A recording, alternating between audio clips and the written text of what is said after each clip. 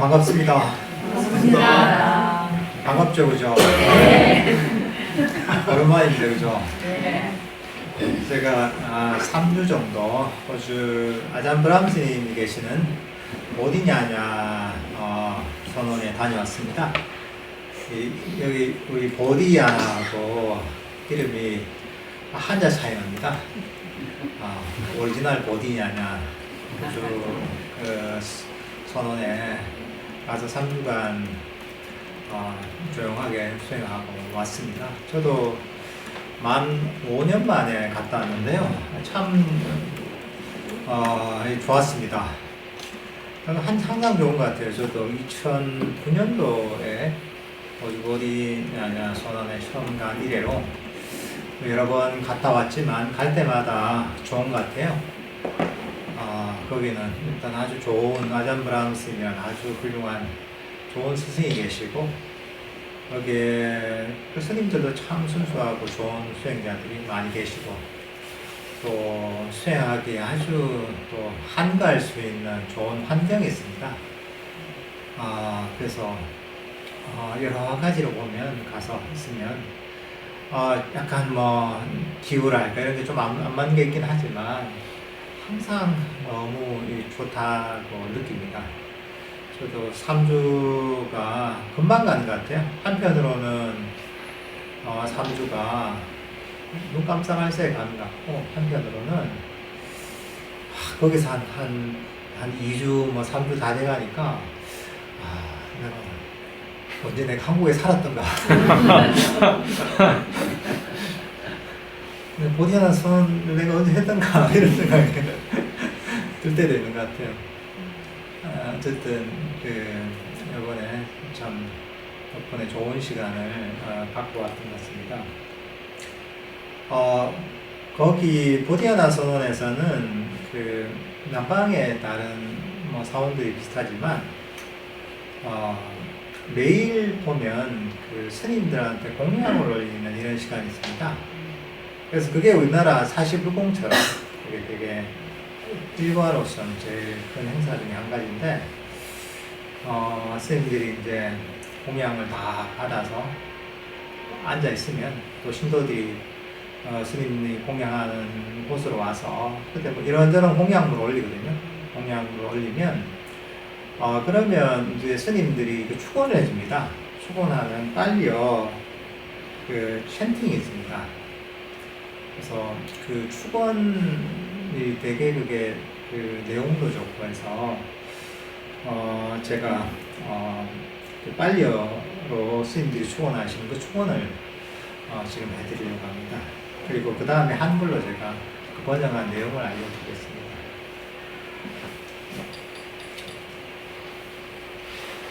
야타 와리와하 파라 부렌티 사가람 에와메와 이토디남 제타남 파카파티 이시탐 빠지탐 둠함 기파메와 사미찬투 사베 부렌투 쌍카파 짠도 바나라소 야타 마니소 디라소 야타 사비디오야 찬투 사바로고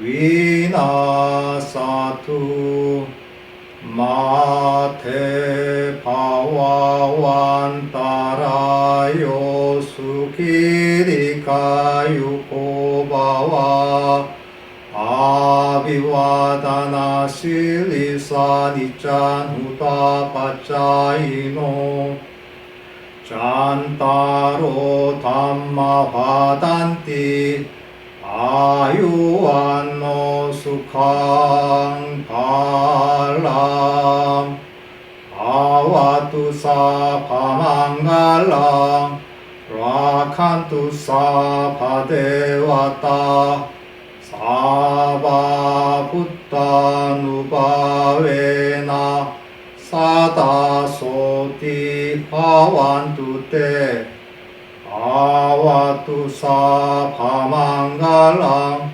와칸투사 바데와타 사바 담마 누바웨나 사다소티 바완두테 아와투 사바망갈람 와칸투 사바데와타 사바상카누바웨나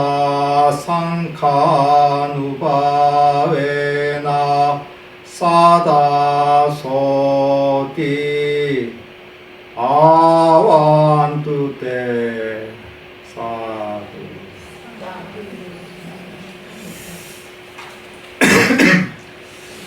빨리 추운데 제가 한글로 번역을 해서 읽어드리겠습니다. 넘쳐든 강물이 바다를 가득 채우듯 여기 보시한 공덕이 돌아가신 이들에게 축복을 줄 것입니다. 그대들의 모든 희망과 바람들이 바로 이루어지길 기원합니다. 보름날 보름달처럼 밝게 빛나는 보석처럼 그대들의 모든 소원이 이루어지길 기원합니다. 모든 불행에서 벗어나길 기원합니다. 모든 병이 사라지길 기원합니다. 어떤 위험도 만나지 않길 기원합니다. 그대들이 행복하고 오래 사시길 기원합니다. 어른들을 항상 존중하고 존경하는 이들에게 수명, 미모, 행복, 건강 이 네 가지의 복이 커질 것입니다. 모든 축복이 생기고 모든 천신들이 그대들을 잘 보호해 주길 기원합니다. 모든 부처님의 위신력으로 항상 평안하며 축복이 함께하며 모든 천신들이 그대들을 잘 보호하길 기원합니다.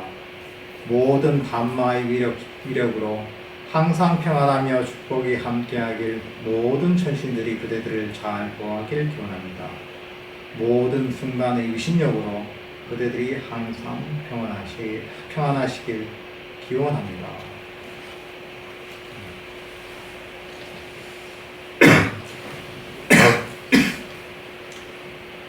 어제 갔다 이제 약간의 알레르기도 알고 왔습니다.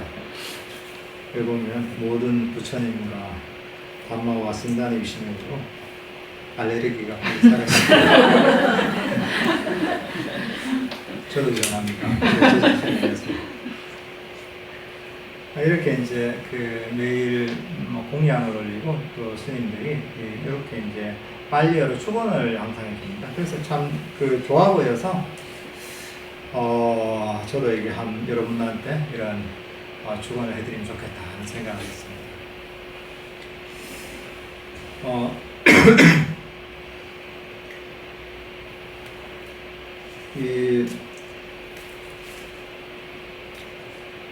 제가 이제 호주의 보디아나 선원의 아담브라운 스님하고 참 인연이 깊습니다.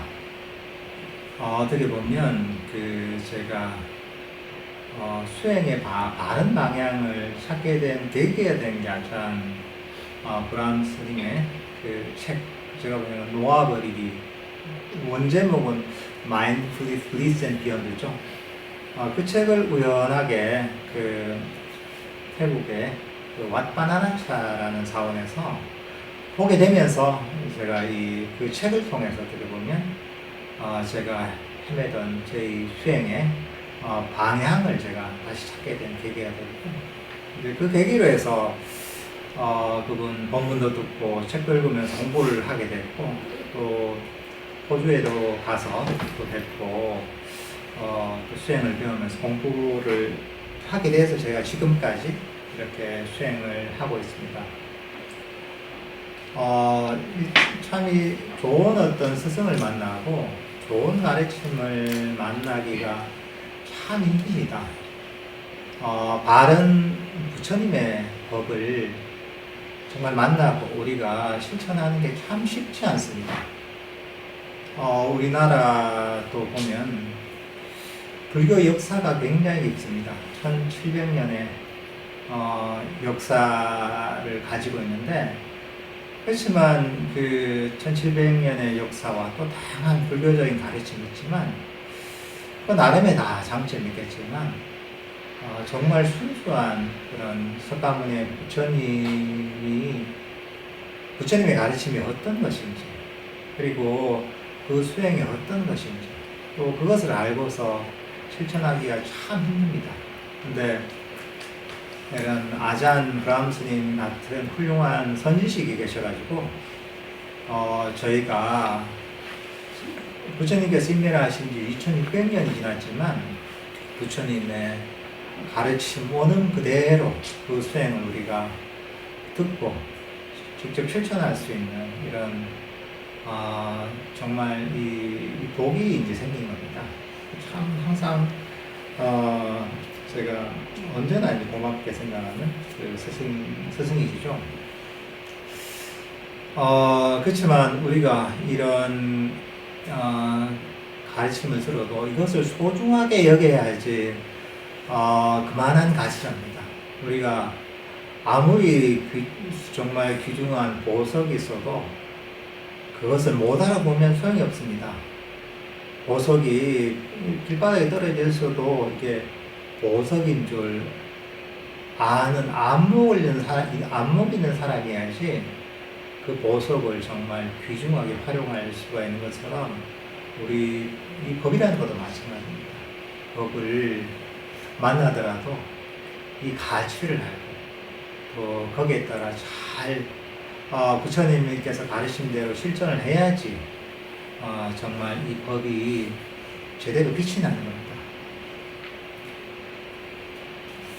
그래서 사실 이게 여기서 저희가 다음 주 토요일 3월 30일부터 매주 토요일 1시부터 3시까지 1시부터 3시까지 6주간 놓아버리기 명상 과정을 합니다. 여기 들으신 분들도 있을 것이고 뭐 안 들으신 분도 있겠지만 안 들으신 분들은 꼭 들으시면 좋습니다. 부처님의 가르침이라는 것도 정확하게 배워야 됩니다. 이 불교 수행이라는 게 어떤 것인지 정확하게 배우고 정확하게 이해하고 그 방법을 알아서 제대로 실천을 해야지 정말 이제 이 부처님의 법이 우리 삶 속에서 정말 빛을 발하게 됩니다. 근데 이게 스스로 알기 너무 힘듭니다. 그러니까 이 놓아버리기 명상 과정 이거는 어떻게 보면 불교 명상의 엑기스만 이제 모은 겁니다. 그러니까 오랜 시간을 낭비하지 않아도 우리가 아주 짧은 시간 안에 그 불교 수행의 엑기스를 잘 섭취할 수 있는 그런 좋은 계기입니다. 그러니까 불교 명상 우리가 놓아버리기 명상 과정 이걸 들어보시지 않은 분들은 꼭 한번 들어보십시오. 그래서 제대로 이 부처님의 수행의 길을 알아서 실천할 수 있는 계기가 되면 좋을 것 같습니다.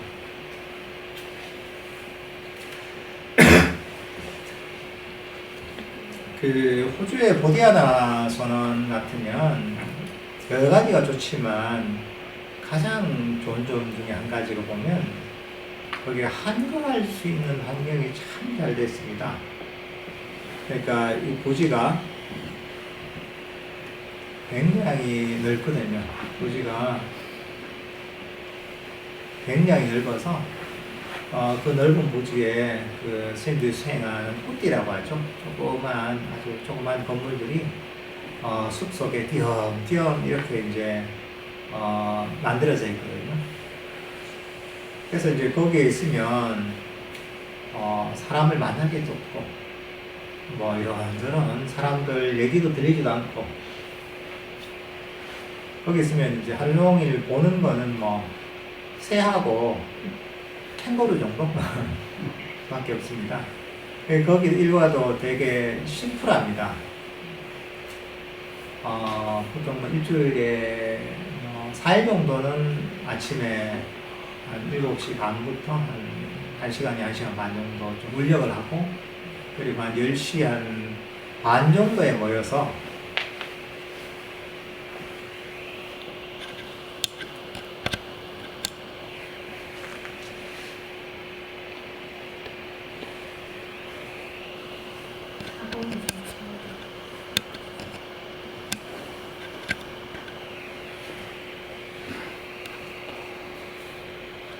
그게 그것도 호주에 꽉 빠져버렸어요. 꽉 빠져버렸어요.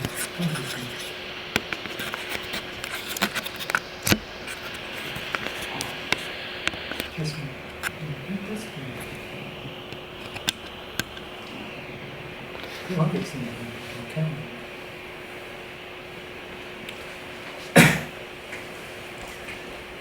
그래서 이제 거기에서 우리가 아주 단순합니다. 그래서 우리 공양을 보통 거기서 하거나 한 건 공양을 받아서 푸띠로 돌아오잖아요. 그리고 공양하고 한 11시 반이나 이 정도 되면 그때부터 이제 또 다음 날까지 하루 종일 이제 혼자서 이제 푸띠에서 지내는 거죠. 그러니까 그렇게 이 혼자서 수행할 수 있는 시간이 굉장히 길게 되는 거죠. 사람들 만날 일도 없고 얘기할 일도 없고 종일 이 혼자서 있게 되는데, 사실 이게 처음에는 좀 지루할 수가 있습니다. 이게 뭐냐면 우리가 항상 이런저런 이 자극에 익숙해져 있거든요. 사람들하고 얘기하면서 심심하면 또 심심함도 풀고 TV도 보고 유튜브도 보고 책도 보고 이렇게 한단 말이죠. 그러면서 우리가 이 심심함을 달래는데, 이제 그런 게 없이 있다 보면 처음엔 좀 심심하지만 시간이 지나면 점점 우리 주의력이 내면으로 향하게 됩니다. 심심하니까 우리가 수행을 하는 이게 보면 이거 자체가 보면 굉장히 즐겁게 느껴지게 됩니다. 근데 우리가 너무 강한 자극에 익숙해 있다 보면 수행의 즐거움을 알기가 쉽지 않습니다. 마음이 항상 이 자극적인 대로 향하고 있는 거죠. 근데 이제 이런 자극적인 것들이 사라지고 그런 자연 속에 있잖아요. 자연 속에 있다 보면 마음이 굉장히 예민해집니다. 예민해지고 또 아주 이 미묘한 어떤 즐거움을 알게 됩니다. 수행이라는 것도 결국은 마음에서 일어나는 아주 미미하고 섬세한 즐거움인데, 이런 한가할 수 있는 환경이 되면 밖에 자극이 적어지잖아요. 그러면 마음에서 즐거움을 찾기가 쉽습니다. 사실 우리가 보면 항상 이런저런 자극을 쫓습니다. 들리는 것이든 보이는 것이든 항상 자극을 쫓아서 우리 마음이 주의력이 밖을 향해 달립니다. 여러분들 자신의 마음을 한번 보십시오. 계속 뭘 향해 달릴 겁니다. 지금 가만히 있어도 몸을 집중할 때도 있지만 어느 순간 보면 마음이 딴 데 갈 때가 있죠. 이거 끝나고 약속이 있는데 약속이 생각이 납니다. 저녁에 맛있는 걸 먹기로 했는데 그 요리가 생각나기도 하고, 오늘 드라마가 제일 재밌는 건 아닌데 그게 막 기대가 되기도 하고, 지금 앉아서도 계속 마음이 밖을 향해 달립니다. 이게 우리의 중생의 습관입니다. 마음이 자꾸 밖으로 쫓아나가는 거죠. 근데 그게 아니라 그 쫓아가던 마음을 어떻게 보면 이런 한거할 수 있는 환경을 통해서 쫓아나가는 마음을 줄이기도 하고, 때로는 우리 마음을 훈련시켜서 밖으로 향하던 달려가던 마음을 내면으로 향하게 만드는 겁니다. 이렇게 이제 내면으로 향하잖아요. 그러면 점점 예를 들면 우리가 호흡 명상을 한다. 이러면 호흡을 통해 밖으로 쫓아나가는 달리던 마음을 내면에 두는 겁니다. 이게. 계속 밖으로 향하다가 호흡 명상하면서 호흡과 함께 멀리 도망을 못 가는 거죠. 하다 보면 마음이 내면 이 자리에 머물게 됩니다. 우리가 걷기 명상을 한다면 항상 밖으로 이런저런 자극을 향해 달려가던 마음이 발이 땅에 닿은 느낌이라는 여기에 머물면서 마음이 딴 데로 쫓아가지 않습니다. 그러니까 마음이 밖으로 쫓아가거나 달려가지 않는 시간이 적어지잖아요. 그러면 우리 마음이 점점 평화로워집니다. 달리던 마음이 점점 달리던 속도가 줄어들고 점점 우리 마음이 멈추게 되는 겁니다. 그러면서 우리 내면이 쉴 수가 있게 되고 우리 내면이 좀 더 평화로워지는 겁니다. 그러니까 여러분들이 수행을 바라볼 때 이것도 하나의 기준이 됩니다. 내 마음이 얼마나 지금 밖을 향해 달리고 있는가. 밖을 향해 달리던 마음을 줄이고 바로 이 마음이 이 내면에 멈추도록 하는 것. 이게 어떻게 보면 수행의 큰 방향성이기도 합니다.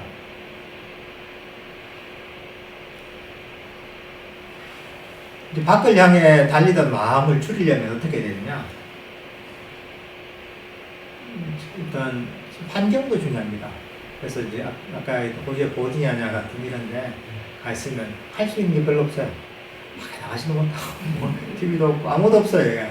하니까 포기하게 되는 거예요. 이거 못하는구나. 이 방법이 있는 거예요. 그리고 수련회 같은 거 하면 그렇죠. 그죠? 핸드폰도 보면 반납하고 이러면 할 수 있는 게 없잖아요. 그러면 포기하게 돼요. 포기하게 되면서 마음이 멀리 도망을 안 가요. 한편으로 보면 우리가 많이 가르칠 필요가 있습니다. 밖을 향해 끊임 달리잖아요. TV도 보고 싶고, 얘기도 하고 싶고, 이제 뭘 보고 싶기도 하고, 그렇단 말이죠. 근데 그게 왜 자꾸 하고 싶냐? 거기에 너무 가치를 많이 부여하기 때문에.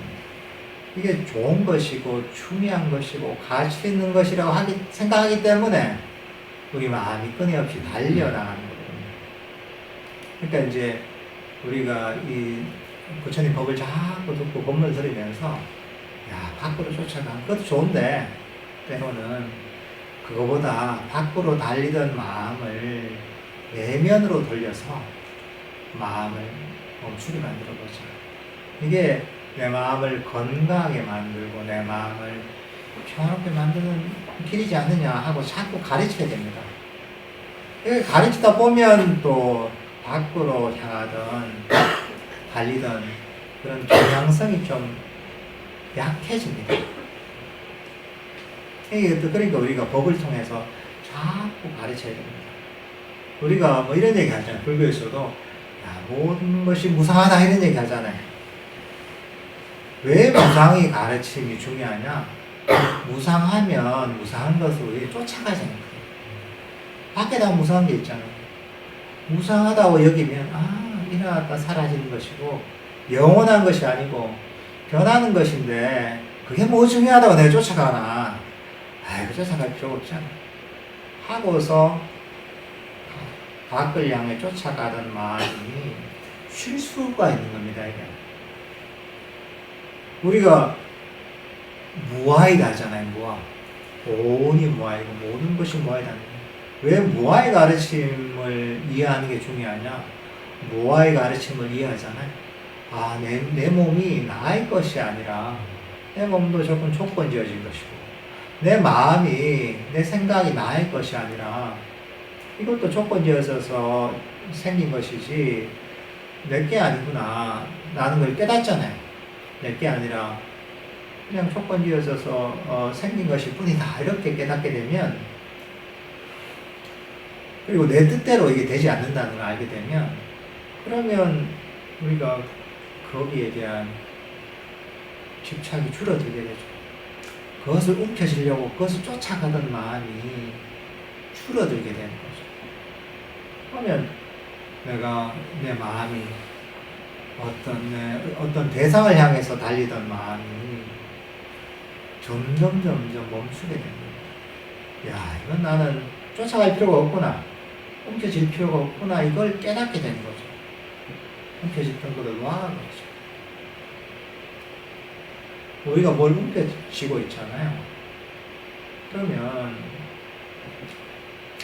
거기에 휘둘리게 되어 있습니다.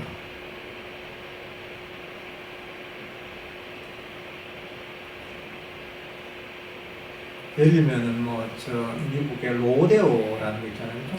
아주 거친 소를 타서 어디 막 있잖아요. 소를 꽉 붙들고 있죠, 그죠? 꽉 들고 있으면 어떻습니까? 소가 미쳐 날뛰는데 나도 막 미쳐 날뛰다가 미쳐 날뛰다가 나중에 이제 떨어지기도 하죠, 그죠? 근데 그 소를 내가 움켜쥐고 있지 않으면 나는 안 되는 거죠. 그 로데오의 소가 미쳐 날뛰더라도 나는 아무 관계가 없는 거죠.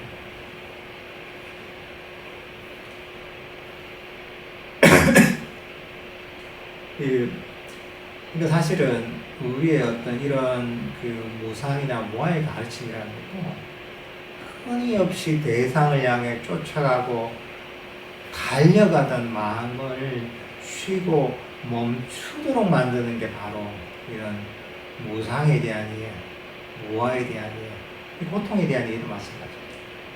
이게 정말 괴롭다는 걸 알면 움켜쥐지 않습니다. 그런 걸 왜 움켜줘요? 그것을 놓아버리게 되면 우리 마음이 달리던 마음이 점점 멈추게 되는 겁니다. 어떻게 보면 이게 다른 측면의 한거입니다. 한거란 아까 얘기했다시피 단순하게 숲에서 이렇게 이제 아주 적정한 곳에서 지내는 것도 한거지만 육체적 한거죠. 근데 그거보다 더 중요한 건 정신적 한거거든요. 정신적 한거 뭐냐? 대상을 쫓아가지 않는 겁니다. 대상에 개입을 해가지고 간섭을 하지 않는 겁니다. 끊임없이 개입해서 간섭하다 보면 어떻습니까?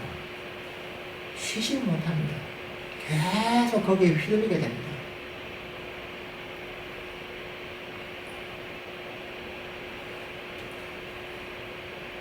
그러니까 이런 어떤 이 쫓아가는 마음이 멈추고 개입하려는 마음을 멈추면서 마음이 내면에서 멈추게 되는 거예요. 쉬게 되는 거예요. 이게 어떻게 보면 정신적 한거라고 할 수가 있어요. 한거니까 한가하게 쉰다는 겁니다. 한가하게 쉬면 어떻습니까? 걱정거리가 없어지잖아요.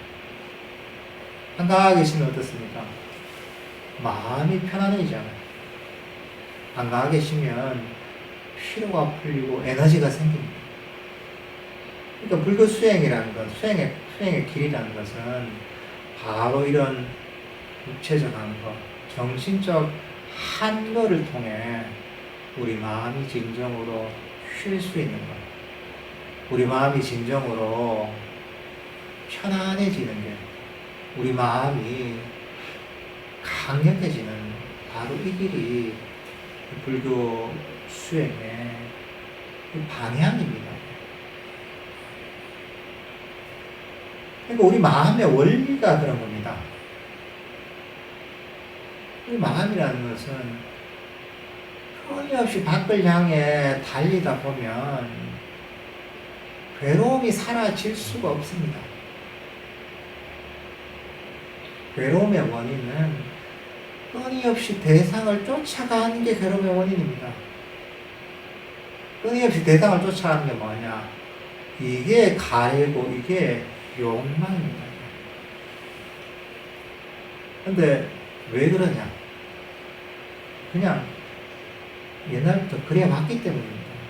습관적으로 그렇게 살아왔기 때문입니다. 여러분들 사람이 보면 잘 안 바뀌죠, 그죠? 살던 대로 보통 삽니다.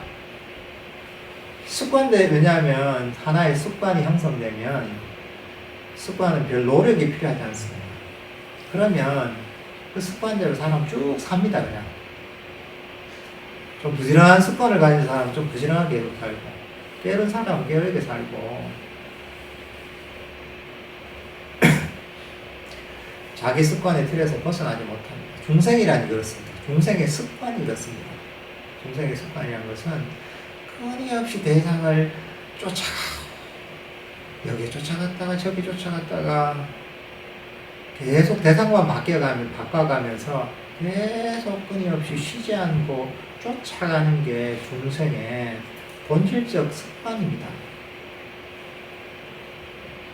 그러니까 이거는 우리가 부처님 법을 배워서 이런 중생의 습관을 바꾸지 않으면 죽을 때까지 그렇게 그냥 삽니다. 죽으면 끝이냐? 그게 아니죠. 죽고 나서 또 반복됩니다. 또 죽고 나서 또 반복되는 겁니다. 이러면서 계속 이 많은 괴로움을 겪게 되는 겁니다. 근데 부처님은 그게 아니라 진정으로 괴로움에서 벗어나는 게, 진정으로 평화로워지는 게, 진정으로 쉴 수 있는 길을 가르쳐 주신 겁니다. 정신적 훈련을 통해서, 정신적 습관을 바꿈에 의해서 그게 가능한 겁니다. 우리가 할 정도가 있잖아요. 개정의 사막이 있잖아요. 그리고 사마타 이빠사나는 게 있잖아요. 다 그게 가르치는 방향이 무엇이냐? 끊임없이 달리던 밖을향해 쏟아져 나가면서 대상을 쫓아가고 움켜쥐려던 이 마음을 멈추고 지혜를 통해, 수행을 통해서 마음을 이 자리에 휴식하게 만드는, 쉬게 만드는, 그걸 통해서 마음 챙김을 강력하게 만드는, 지혜를 통해서 집착을 버리고 관여하는 습관을 버리고 마음을 쉬게 만드는, 이것을 통해서 우리는 이런 정신적 습관을 바꿈에 의해서 우리는 점점 더욱더 평화로워지고 자유로워지고 행복해지는 겁니다. 점점 더 우리는 쉴 수 있게 되는 겁니다. 한거할 수 있게 되는 겁니다. 내면적으로.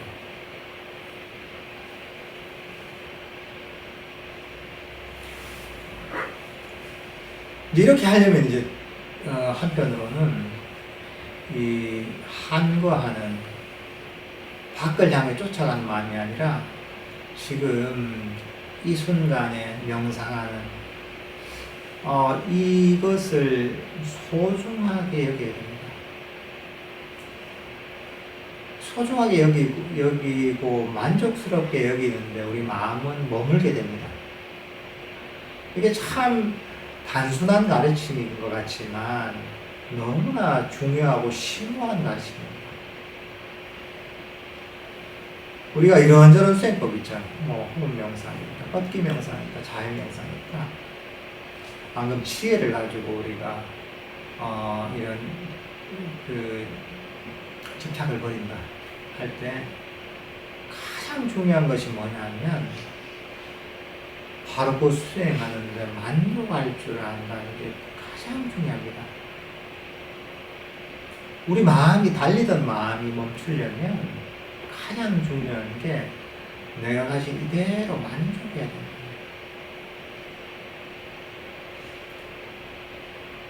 만족하다 보면 만족 어떻습니까? 마음이 딴 데로 도망가지 않습니다. 불만족은 뭡니까? 불만족은 내가 가진 것 말고 다른 걸 원하는 겁니다. 다른 상태를 원하는 겁니다. 그럼 어떻게 됩니까? 마음이 다른 것을 향해, 지금 내가 가지고 있지 않은 것을 향해 달려가게 되는 겁니다.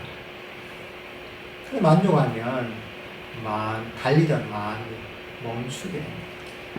달리던 마음이 멈추면 우리 마음이 쉴 수 있게 되고 우리 마음이 건강해지고 강력해집니다. 마음 챙김이 강해집니다. 또 이렇게 하다 보면 내면의 즐거움이 저절로 생깁니다. 내면의 저절로 즐거움이 생기면 더 만족하기 쉽습니다. 왜냐하면 즐거우니까 만족하기 쉽잖아요. 그러면 더 어떤 멈춤의 즐거움이 또 생기는 것이고, 그러면 더 거기에 머물기 쉬워지는 겁니다. 그래서 불교 수행이라는 게 처음이 힘들고 가면 갈수록 쉬워지는 게 속성이 그렇습니다. 왜냐하면 수행에 즐거움이 생기잖아요. 놓아버림과 쉼과 멈춤에 즐거움이 생기면 이 즐거운 데서는 거기에 머물기가 쉽습니다. 거기에 만족하기가 쉽기 때문에, 그러면 이 만족 속에서 또 장애들이 사라지고 마음이 더욱더 이 자리에 내가 수행하는데 멈출 수가 있는 거죠. 그래서 수행하는 사람들이 즐거움을 찾게 되면 그런 생각이 듭니다. 야, 정말 이대로 죽어도 묘한이 없다, 이런 생각이 듭니다. 여러분들은 사실 그런 마음을 개발해야 됩니다. 여러분들 이제 조용하게 아침이 됐든 저녁이 되든 수행하잖아요. 그러면서 그런 마음이 일어나도록 해야 됩니다. 야, 내가 이렇게 자선하다 죽어도 묘한이 없다 하는 마음이 들어야 됩니다. 그러면 수행을 제일 잘하는 겁니다. 그럼 더 이상 바라는 게 없고요. 수행을 더 잘하고자 하는 바람도 없고, 다른 걸 하고자 하는 바람도 없고요. 근데 이것도 훈련을 통해 가능합니다. 자꾸 이런 인식을 개발해야 됩니다. 제가 그런 얘기 자주 하잖아요. 우리가 80억 인구 중에 이렇게 부처님 바른 법을 배워서 수행을 하는 사람이 얼마나 돼요?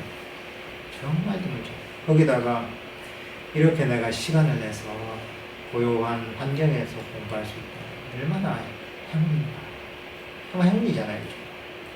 이렇게 자꾸 스스로 그 어떤 인식을 자꾸 변화시켜야 됩니다. 그렇게 하다 보면 정말 지금 앉아있는 거 정말 충분하다. 이대로 죽어도 야한이 없다, 이런 생각이 듭니다. 그러면 수행의 즐거움이 저절로 생깁니다. 이런 게 어떻게 보면 우리가 수행을 할 때 지혜를 활용하는 거예요. 수행은 의지를 가지고 밀어붙이려고 하는 겁니다. 그렇다고 해서 그냥 안 하면 안 돼요. 안 하면 안 되고 일단 해야 돼요. 하되 의지를 가지고 힘을 가지고 하려고 합니다. 항상 지혜를 활용해야 됩니다. 아까 만족하는 이런 인식을 개발. 정말 내가 얼마나 법을 만나서 수행하는 게 행운인가, 이런 인식을 개발. 때로는 내가 마음이 과거나 미래로 가 있다 하면 그래, 과거나 미래는 실제로 존재하지 않는 것이다. 왜 내가 실체가 없는 데 빠져있나, 이렇게 가리키면서 그걸 버릴 수가 있잖아요. 예를 들면 이런 식의 지혜를 활용한다거나, 어쨌든 간에 우리 불교 수행은 시가 앞서 나가요. 일단은 수행을 하다고 만들고 그리고 힘으로 하지 말고 시를 가지고 수행을 해야 됩니다. 시를 가지고 우리 마음이 한도할 수 있도록 만들어야 됩니다. 여러분들은 하나의 기준을 가지고 자신의 마음을 트레이닝할 필요가 있습니다. 내 마음이 얼마나 밖으로 쏟아져 나갑니다. 수행할 때든 일상에서든 내 마음이 정말 그럴 필요가 없는데도 불구하고 밖으로 얼마나 쫓아가고 쏟아져 나가는지 보십시오. 그걸 보고서 그래, 내가 굳이 피곤하게 내 마음이 왜 저 밖으로 쫓아가냐, 그럴 필요가 없잖아. 그래서 그것을 좀 버려보십시오. 버리고 내 마음이, 그렇게 되면 내 마음이 멈추게 됩니다. 내 마음의 속도가 느려지게 됩니다. 그렇게 이제 마음을 개발하다 보면 마음이 훨씬 편안해집니다. 왜냐? 마음이 한 거를 했기 때문에, 마음이 쉬었기 때문에 마음이 더 평안하고 마음이 더 건강해지는 겁니다.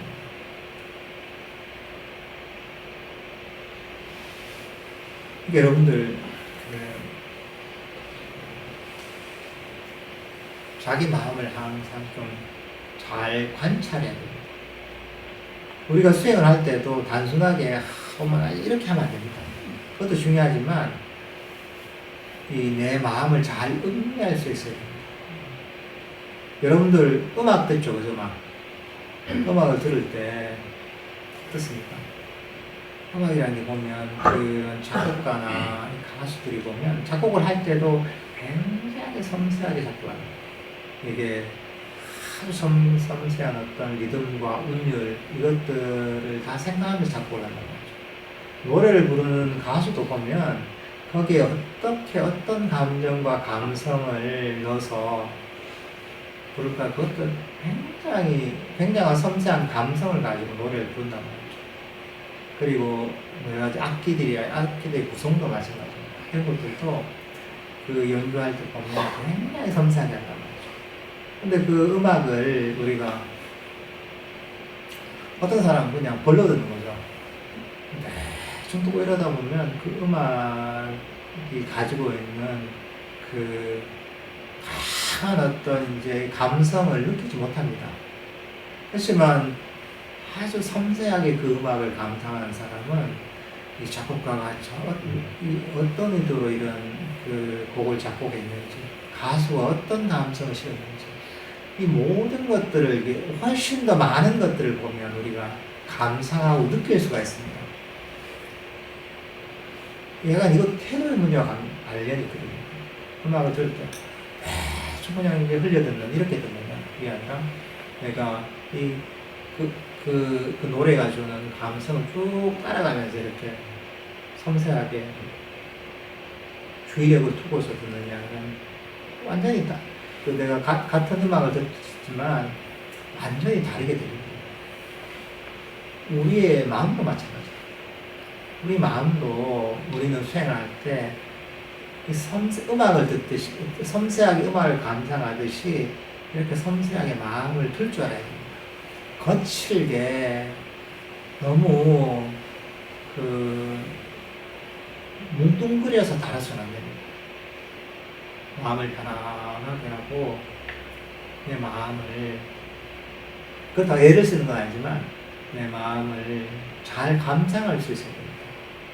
그렇게 해야지 내 마음이 어떻게 움직이는가, 어떻게 반응하는가, 이런 것들을 훨씬 더 잘 이해할 수 있고, 그렇게 되면 수행을 하는데도 훨씬 더 섬세하게 내 마음을 다루면서 훈련시킬 수가 있습니다. 그러니까 우리가 어떻게 보면 처음에는 뭐든지 마찬가지입니다. 처음에는 다 감각이 둔합니다. 운전을 하는 사람들, 처음 운전할 때 어떻습니까? 이거 어떻게 해야 될지 모릅니다. 그 감각이 없습니다. 근데 운전을 하면 할수록 어떻습니까? 어떤 분들 보면 주차에 달인들 있죠. 자기가 운전을 많이 해서 나중에 한 2cm 정도 되는 감각도 느끼면서 주차를 하는 분들 있잖아요. 그죠? 근데 처음엔 불가능하잖아요. 그렇지만 하다 보니까 정말 자동차를 자기 몸처럼 느끼면서 다룰 수 있게 되잖아요, 실제로. 자동차에 대한 그 감각 개발되는 겁니다. 수행을 통해서 우리 마음을 다루는 것도 마찬가지입니다. 그 모든 것들이 보면 관심을 가지고 마음을 계속 둬야 됩니다. 마음을 계속 두다 보면 개발됩니다, 이게. 그리고 자꾸 해야 됩니다.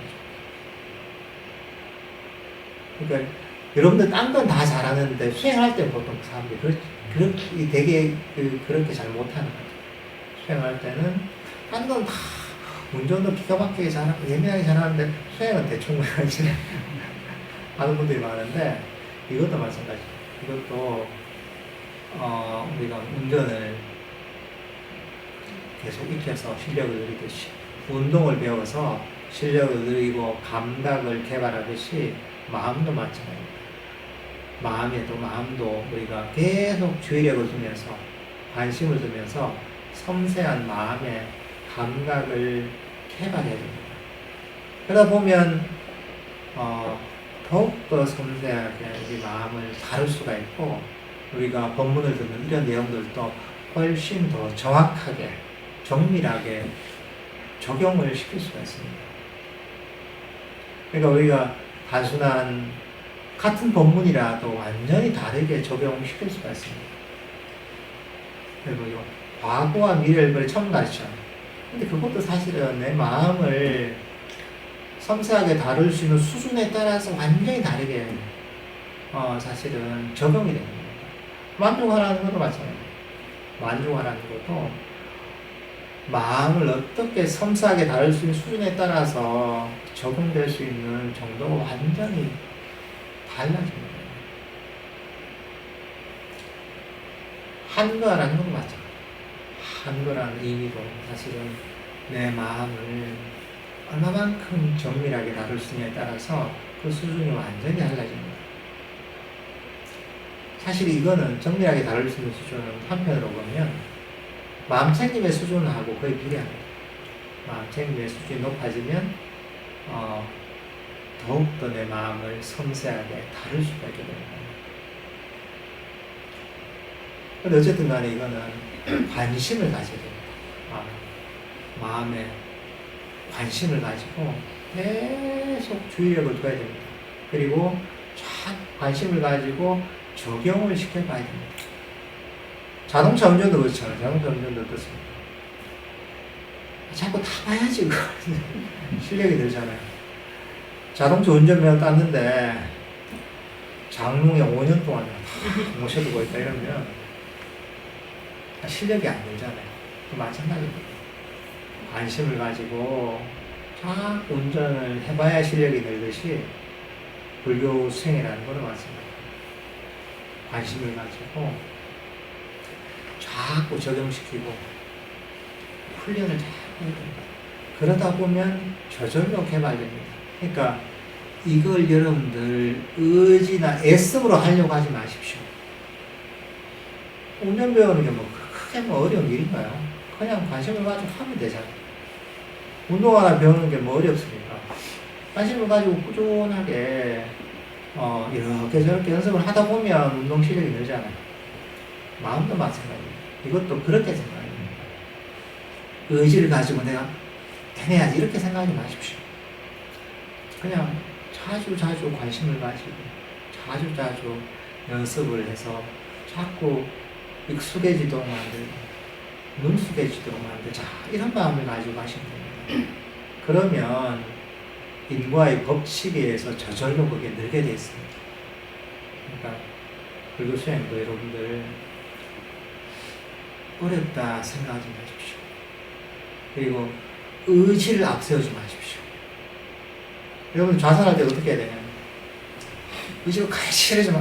가자. 명상을 해볼까. 이 큰 차이가 납니다.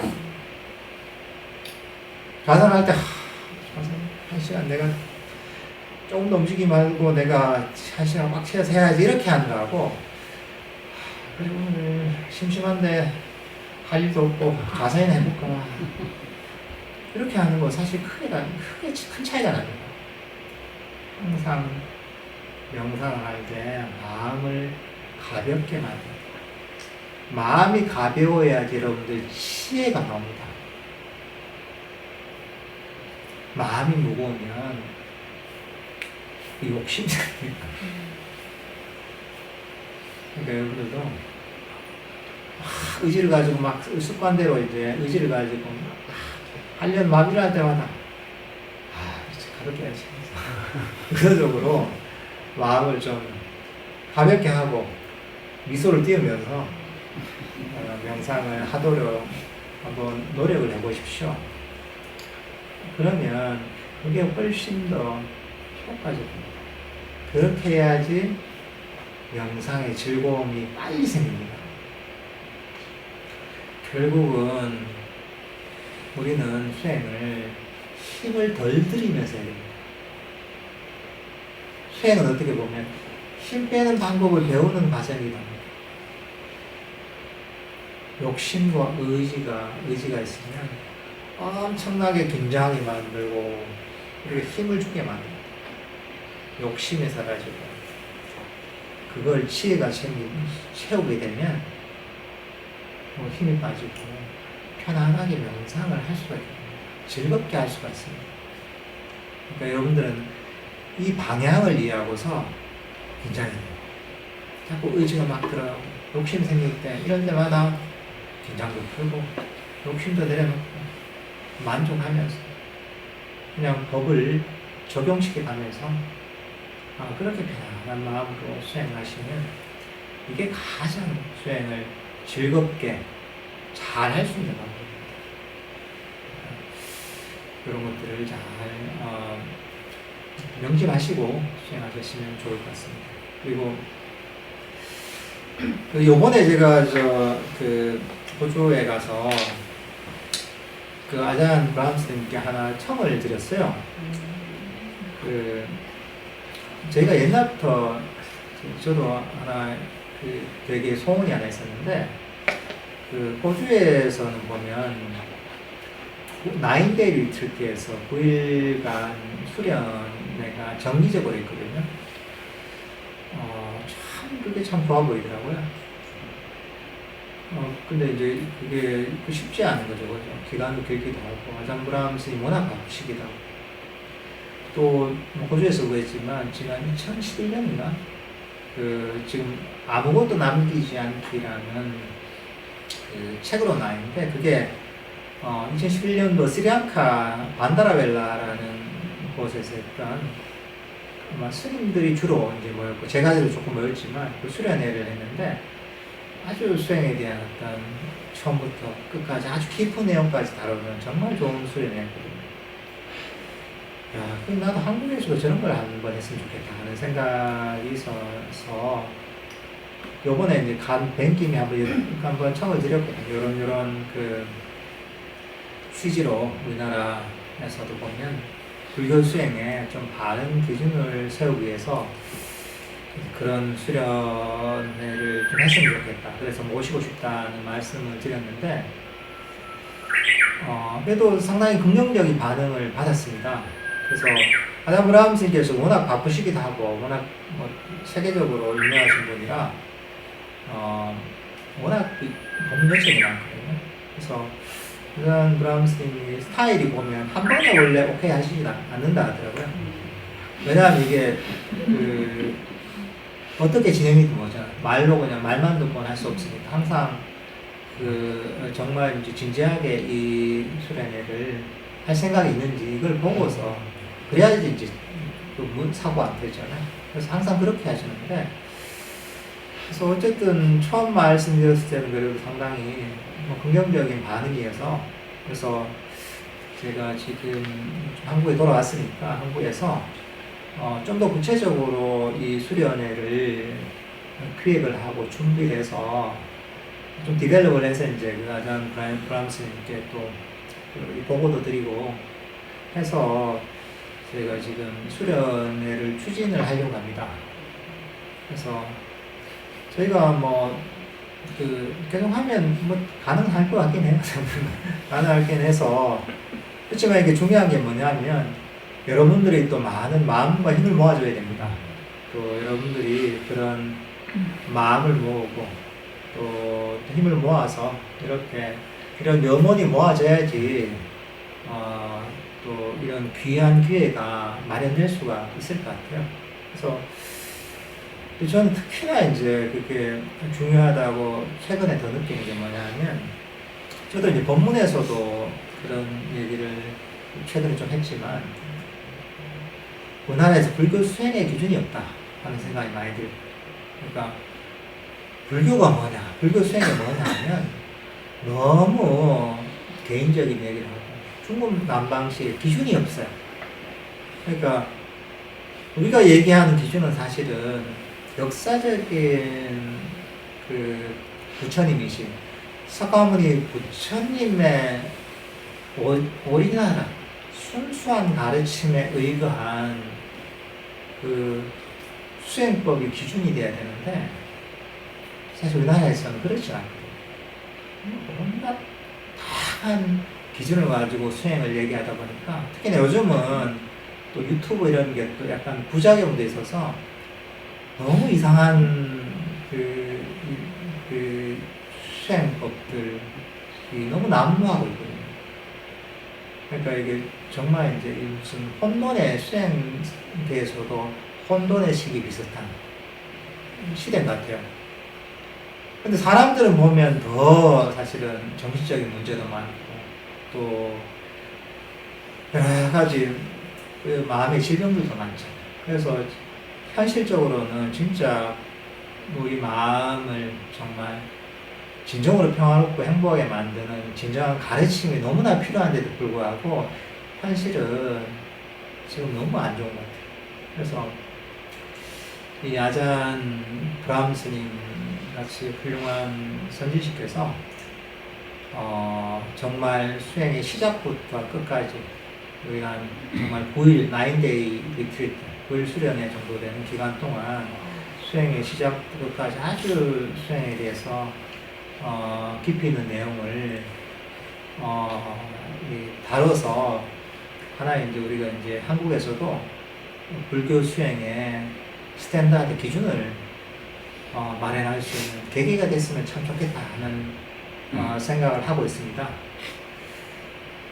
그래서 여러분들도 많이 도와주시고 마음을 모아서 꼭 저희가 이제 이 아잔 브람 스님의 수련회가 성사될 수 있도록 한번 힘을 모으시죠.